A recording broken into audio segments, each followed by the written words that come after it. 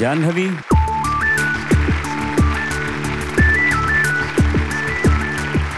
మహానుభావులు మల్లాది రామకృష్ణ శాస్త్రి గారి సాహిత్యం, సంగీతం ఘంటసాల మాస్టారు, గానం లీలమ్మ.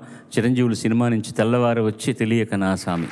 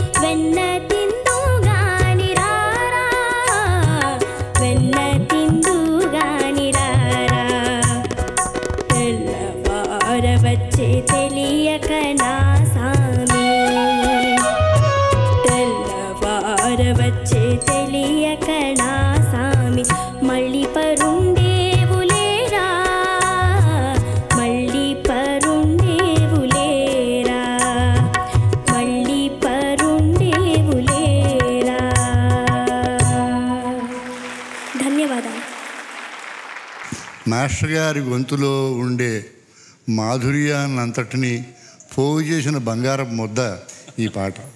ఎంత చక్కగా ఉంది. ఎంత దూరం వచ్చేస్తున్నాం అండి బాలుగారు, మన మెలడీస్కి ఎంత దూరం వచ్చేస్తున్నాం, ఎంత నష్టపోతున్నామో అనిపిస్తుంటుంది నాలాంటి వాడు. అవును, మీలాంటి వారికే కాదండి, చాలా మందికి. నేను ముసలాండ్ అయిపోయాను అనుకుంటాం.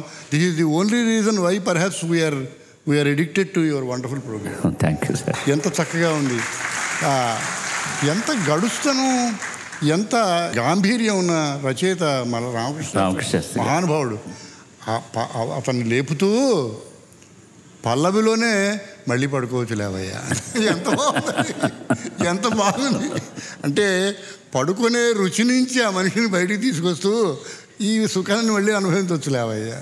ఆ నాన్న ఎంత బాగుంది. అది పిలిచినట్టే ఘంటసాల గారి నాన్న అన్నట్టే ఉంది. మాస్టర్ గారు నాన్న అన్న ఎంత అద్భుతంగా నాకు. ఎందుకంటే ఆయన అంతా నాన్న అని పిలవడం అలవాటు. నాన్న, అయ్యో నాన్న, బాబు, నాన్న అనడమే అలవాటు ఆయన. అద్భుతం. ఈ పాప కొంచెం ఎందుకు మొహమాట పడిందేమో, కొంచెం డ్యాన్స్ కూడా చేసేదేమో అనిపిస్తుంది నాకు కూడా. చక్కగా పాడేవు తల్లి. అద్భుతమైన ఒక మహానుభావుడిని రామకృష్ణ శాస్త్రి గారిని, ఇంకో మహానుభావుడిని మాస్టర్ గారిని గుర్తు చేశావు. పెంజాల నాగేశ్వరరావు గారు బాణీ చేయడంలో ఉన్న క్లాసిసిజము, రచనలో అంత గాంభీర్యం ఉన్న క్లాసిసిజం ఉన్న వ్యక్తి మల్లా రామకృష్ణ శాస్త్రి గారు. సో ఇద్దరు మహానుభావులు 2 పాటల్లో 2 ఆడపిల్లలు గుర్తు చేశారు. ఎంత బాగుందో చెప్పలేదు. సంతోషం, చాలా సంతోషం తల్లి. ధన్యవాదాలు సార్. దైవరాయ అన్నది ఆయన ముద్ర. ఇలాంటిది ఆనందమోహన పాటలు కార్తవరాయన కథలు.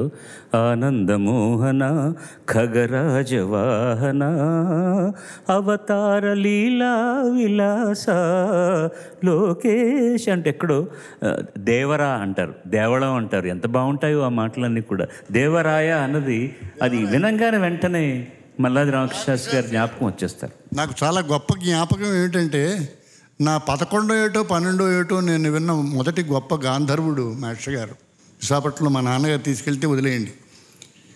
ఆఖరి జ్ఞాపకం ఏమిటంటే, మధుర కళానికేతన్లో నా కళ్ళు నాటిక చూసిన ఆనాటి ప్రేక్షకుల్లో ఘంటసాల మాస్టర్ గారు ఉన్నారు. ఆయన వచ్చి నాటిక బాగుంది బాబు అండం ఉంది. నాకు బంగారం తాపడం చేసినట్టు నాటికి. అద్భుతమైన జ్ఞాపకాలు చెప్పాను. ప్రతి పాట నాకు జ్ఞాపకం, అది నా అదృష్టం. ఈ సందర్భంలో నేను జ్ఞాపకం చేసుకోవాలి, మీ నాటకాలు చిన్నప్పుడు ఆడిన వాడిని.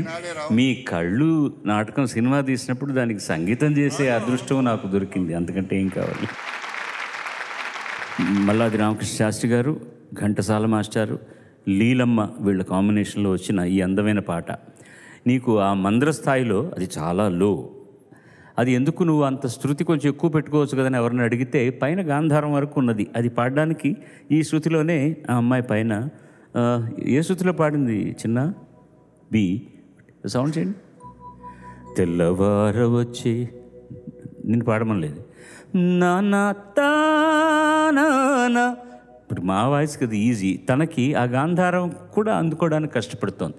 ఇప్పుడిప్పుడు పరిణతి చెందుతుంది కాబట్టి ఇప్పుడు పాడు తెల్లవార వచ్చి. తెల్లవార చాలా చాలా బాగుంది.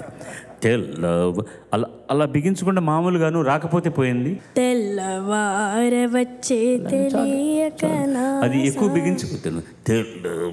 వద్దు. తెల్లవార వచ్చే తెలియక నా సామి. ఆ గాంధారం దాటగానే వచ్చే గమకం వదలకూడదన్నాడు బాధ.